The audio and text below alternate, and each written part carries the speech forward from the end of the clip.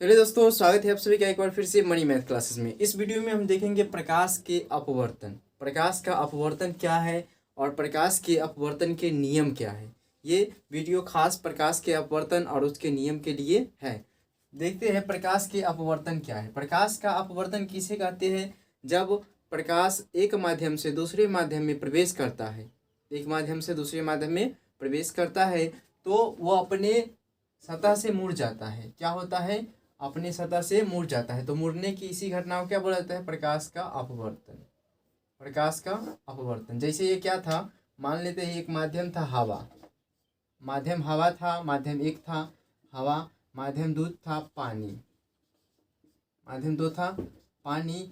जब प्रकाश कहाँ से कहाँ गया है? हवा से पानी में गया है तो क्या हुआ है? मुड़ गया है अपने सतह। ये तो सीधा जाना चाहिए था, लेकिन सीधा ना जा करके क्या हुआ है? मुड़ गया है। तो मुड़ने की इसी घटना को, मुड़ने की इसी फिनोमेना को बोला जाता है प्रकाश का अपवर्तन।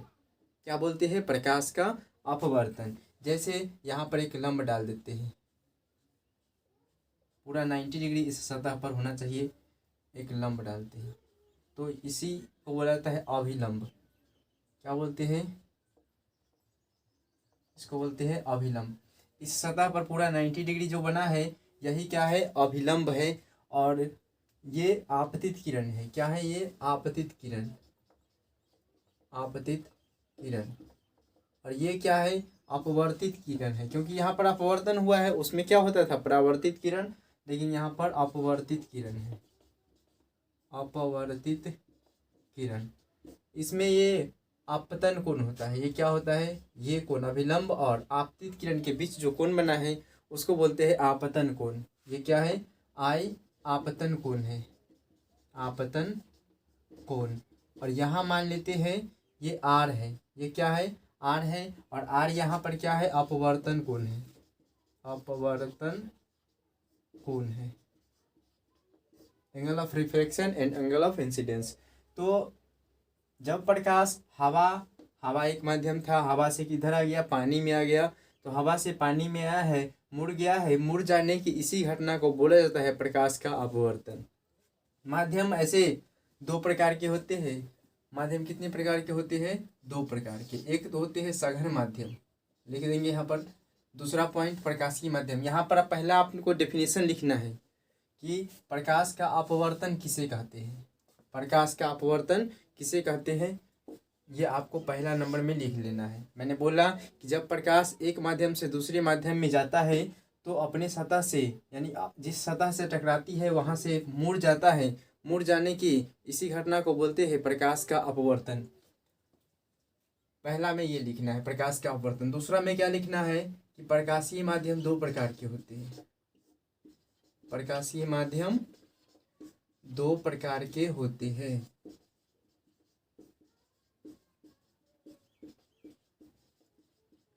पहला होता है विरल और दूसरा होता है सघन। पहला विरल, दूसरा होता है सघन। प्रकाशीय माध्यम कितने प्रकार के? तो प्रकाशीय माध्यम दो प्रकार के, विरल माध्यम और सघन माध्यम। विरल माध्यम किसे कहते हैं और सघन माध्यम किसे कहते हैं? जब जिसमें प्रकाश की चाल अधिक होती है उसको विरल माध्यम कहते हैं, और जिसमें प्रकाश की चाल कम होती है उसको सघन माध्यम कहते हैं। जैसे हवा और पानी में प्रकाश की चाल किस में ज़्यादा होगी? हवा में होगी, क्योंकि हवा में ज़्यादा प्रकाश को पार्टिकल्स, छोटे छोटे कण से लड़ना भिड़ना ज़्यादा नहीं पड़ा है। लेकिन प्रकाश का पानी में ज़्यादा कण होते हैं, इसीलिए प्रकाश को ज़्यादा कणों से लड़ना भिड़ना पड़ेगा। इसीलिए इसमें लाइट, स्पीड ऑफ लाइट जो होगा वो कम हो जाएगा इन कंपेयर टू एयर। ये एयर है, ये वाटर है, ठीक है। यानी कि जब एयर से वाटर में आया है तो नॉर्मल के ओर चला गया है। तो यहाँ से रूल क्या बनता है? यहाँ दूसरा नंबर आपको लिखना है विरल और सघन। जिसमें प्रकाश की चाल अधिक होता है वह क्या होगा? विरल होगा। जिसमें प्रकाश की चाल कम होती है वह क्या होगी? सघन होगी। यहाँ पर मैं लिख भी देता हूँ, लिख सकते हैं आप खुद। जिसमें प्रकाश की चाल अधिक होती है, क्या होती है? अधिक। और इसमें क्या होगी? प्रकाश की चाल जिसमें कम होगी उसको बोलते हैं सघन। अगर मैं कहूँ दूध और पानी में कौन सघन है और कौन विरल है? दूध और पानी में कौन सघन है? दूध सघन है, क्योंकि इसमें प्रकाश की चाल कम होगी और पानी विरल है क्योंकि प्रकाश की चाल इसमें ज़्यादा होगी। तो दूध और पानी में पता कर सकते हैं। अगर मैं कहूँ कांच और हवा में, कांच और हवा, तो कांच और हवा में प्रकाश की चाल किस में ज़्यादा होगी? हवा में होगी। किस में होगी? हवा में होगी। और कांच में प्रकाश की चाल कम होगी। तो इस तरह सघन और विरल पहचान सकते हैं। अगर कहा जाए कि हवा क्या है, तो आप नहीं डिसाइड कर सकते हैं कि हवा क्या है। हवा के साथ कोई दूसरा माध्यम दिया जाएगा तभी क्या कर सकते हैं कि हम सघन या विरल बता सकते हैं। तो उम्मीद करते हैं कि ये क्लियर हो गया है। तो ये प्रकाश के अपवर्तन है। अब अपवर्तन के क्या नियम है ये मैं मिटा देता हूँ आसपास के चीज़ों को, और ये सिर्फ रहेगा अपवर्तन के मैं नियम लिखता हूँ।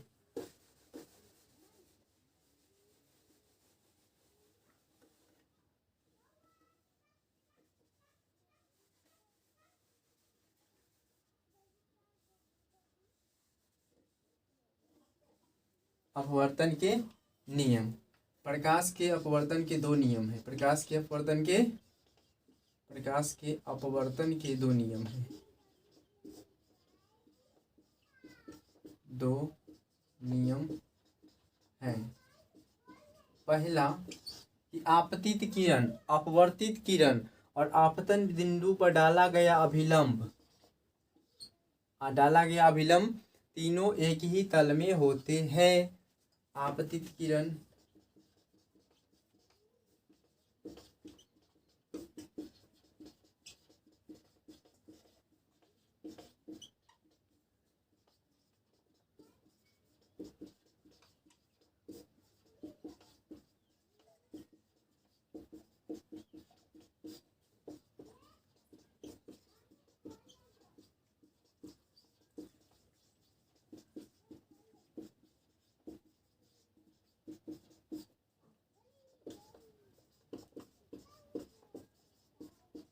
पहला नियम है कि आपतित किरण, अपवर्तित किरण और आपतन बिंदु पर डाला गया अभिलंब।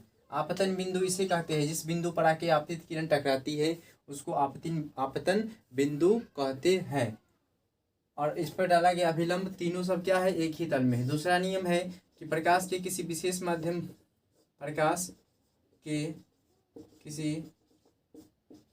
विशेष वर्ण के लिए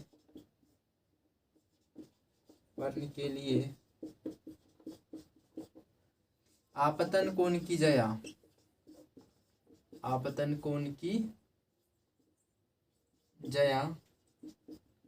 यानी साइन आई तथा अपवर्तन कोण की जया का अनुपात एक नियतांक, एक कांस्टेंट होता है। क्या होता है? आपतन कोण की जया और अपवर्तन कोण की जया का अनुपात एक नियतांक होता है। बच्चे क्या करते हैं? इसको रट लेते हैं, लेकिन मैं यहाँ बताऊंगा कि ये क्या चीज़ है एक्चुअली में। क्या है? ये आई है और आर है। अगर मैं कहूँ सिर्फ हवा से पानी में जब प्रकाश जा रहा है और इसी में, अलग नहीं हवा और ना अलग पानी, यहाँ इसी माध्यम में इसमें जो जा रहा है उसमें कुछ एंगल आई है, यानी कुछ एंगल ऑफ इंसिडेंस है और एंगल ऑफ रिफ्लेक्शन है। ये एंगल और ये एंगल है। इसमें अगर साइन लगा दे, कुछ एंगल ऊपर आई है, कुछ एंगल रहा होगा समथिंग, जो एंगल आप पढ़े हैं ट्रिग्नोमेट्री में, उसमें से कोई एंगल, ये जो एंगल बन रहा है मान लेते हैं 30 डिग्री है, तो इधर भी कुछ बन रहा है, ये मान लीजिए 20 डिग्री है, कुछ भी हो, तो साइन आई और साइन आर का जो मान होता है वो कांस्टेंट होता है। क्या होता है? कांस्टेंट होता है। अब कैसे कांस्टेंट होता है? अब देखिए, जितना मान ये आया है उतना ही मान अगर इसको अलग एंगल से भेजते हैं तब भी उतना ही मान आएगा। जैसे इसी माध्यम में अगर हम यहाँ से प्रकाश भेजे और ज़्यादा मुड़ गया तब भी इसका मान क्या होगा? आई और आर का कांस्टेंट होगा। जैसे यही माध्यम को यहाँ पर नोट कर दिया जाए, जैसे ये है, ज़्यादा एंगल से भेज रहे हैं, यहाँ पर नॉर्मल डाल दिया जाए, अरे ज़्यादा मुड़ गया है, ये एंगल आई और ये एंगल आई दोनों अलग अलग है, लेकिन आर भी तो यहाँ अलग हो जाएगा। लेकिन फिर भी अगर इसमें वैल्यू रखा जाए और इसका वैल्यू रखा जाए तो दोनों का वैल्यू जो आएगा वो सेम आएगा। दोनों का वैल्यू क्या आएगा? सेम आएगा, क्योंकि साइन आई कुछ रहेगा ऊपर और नीचे भी कुछ रहेगा, तो इसका जो वैल्यू आएगा वो, और इसका जो वैल्यू आएगा, कोई भी एंगल से आप भेजिए, कोई भी एंगल से भेजिए, जो एंगल यहाँ पर इसमें जो वैल्यू यहाँ पर कांस्टेंट आया है वही कांस्टेंट यहाँ भी आएगा। तो उम्मीद करते हैं कि ये क्लियर हो गया है। जैसे एक और फिगर बना के थोड़ा सा और डिटेल में किया जाए। अगर जैसे ज़्यादा यहाँ से भेजा जाए, ऐसा मुड़ गया है, फिर भी यहाँ कम एंगल है, ये ज़्यादा एंगल है, तो ये क्या है, इस सतह पर 90 डिग्री बना देते हैं। तो ये जो है फिर से साइन आई और साइन आर जो यहाँ पर रखेंगे उसका मान भी इसी के बराबर होगा। अगर हम इसी पार्टिकुलर केस के लिए कर रहे हैं, हवा से पानी में जब भेज रहे हैं तब, तो यहाँ जो एंगल है वही यहाँ अलग एंगल है, लेकिन साइन में जब इसका वैल्यू रखेंगे तो आर कुछ अलग होगा और आई कुछ अलग होगा, लेकिन जो मान आने वाला है वो सब जगह का क्या आएगा, सेम आएगा। उम्मीद करते हैं कि क्लियर हो चुका है। अपवर्तन ये कितने नियम है, 2 नियम है। अपवर्तन ये कितने नियम, 2 नियम। इसको हटा दिया जाए। यहाँ इसके तुरंत बाद आप ये लिखिएगा, साइन आई बटा sine R is equal to constant. इसे स्नेल्स लॉ भी कहते हैं, इसे स्नेल्स लॉ भी कहा जाता है। स्नेल साहब एक वैज्ञानिक थे जिन्होंने इस नियम को दिया था। अब हम देखते हैं पार्श्विक विस्थापन। अब इस वीडियो में हम वो नहीं देखेंगे, क्योंकि मैंने बोला था शुरू में ही कि इसमें हम देखेंगे सिर्फ प्रकाश के अपवर्तन।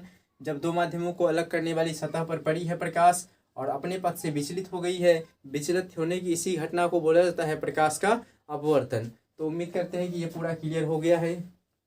माध्यम 2 प्रकार के होते हैं, एक सघन और एक विरल, मैंने बताया था। और प्रकाश के अपवर्तन के कितने नियम है, तो प्रकाश के अपवर्तन के 2 नियम है जो यहाँ पर दिया हुआ है। बाकी ये सब कांस्टेंट स्नेल्स लॉ कहते हैं। तो उम्मीद करते हैं कि आज का ये वीडियो अच्छा लगा है। नेक्स्ट वीडियो जल्द ही आएगी, तब तक के लिए धन्यवाद।